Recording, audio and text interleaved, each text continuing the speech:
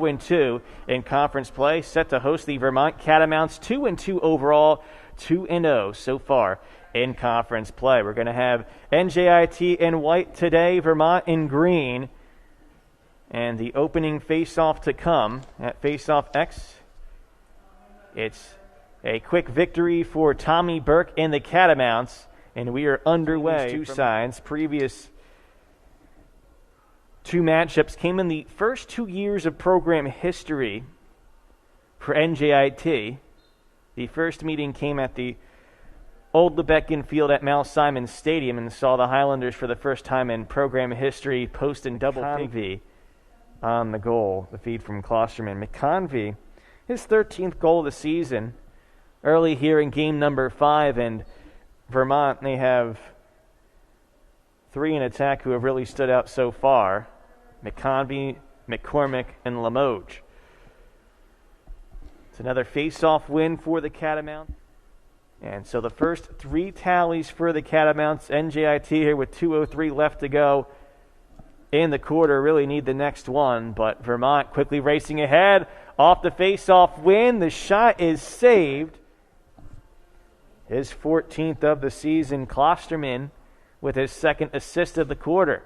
And that comes with 1.1 second left to go in the quarter, which is eerily similar to the last home game the Highlanders had here, which was against Binghamton, and it saw the Bearcats score right before dry periods. It's not going to help out your cause, so really the first handful of minutes here in the second quarter is going to be key for the Highlanders. They need to get some strong offensive possessions to begin the second.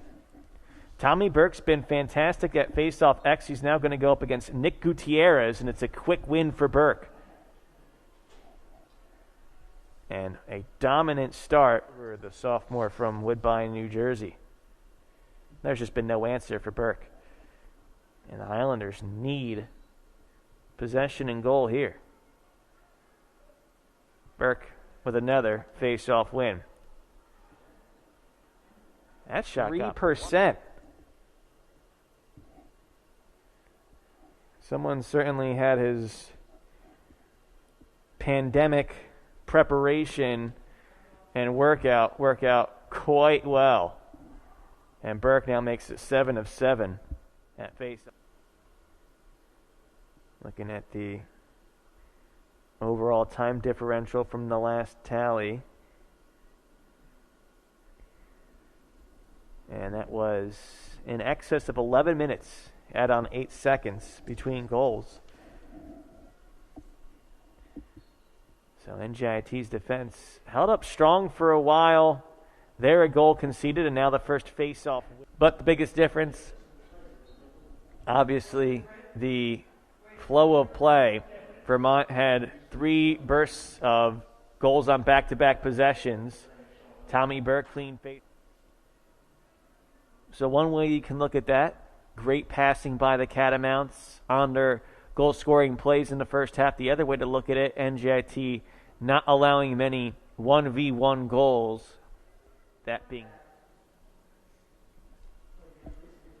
coming into the game. Klosterman.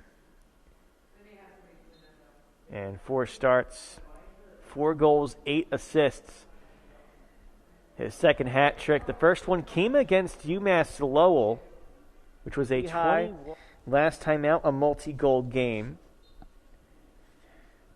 And both of those goals, obviously, in the first quarter against Stony Brook, which was the last time the Highlanders had a tally. So they end a streak of 5 consecutive scoreless quarters. Tommy Burke follows it up with a face-off win. Tries the Catamounts to skip a pass through, but it gets knocked down. Shane Plockway picks up the ground ball. And a quick turnover in the McConvey tally.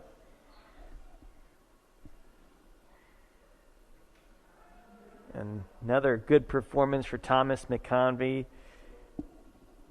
He now has a hat trick. Then after an 11-minute, 8-second stretch, after back-to-back goals, early second, one more scored late second X against Nick Gutierrez.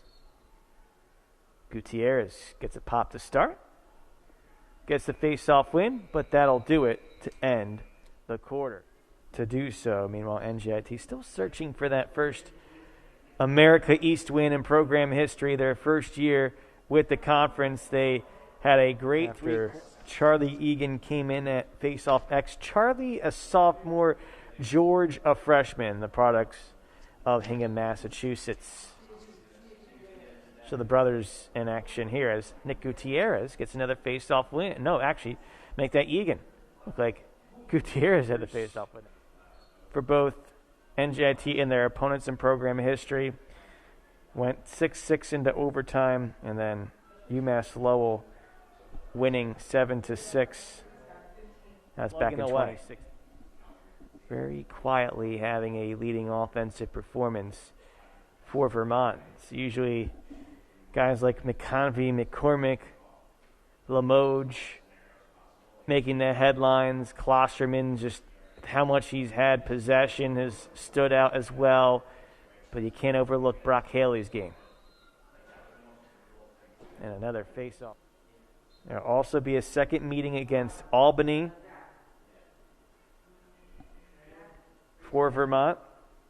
At home this time, an April 16th date, and then closing out the regular season at home against Stony Brook, a May 1st date.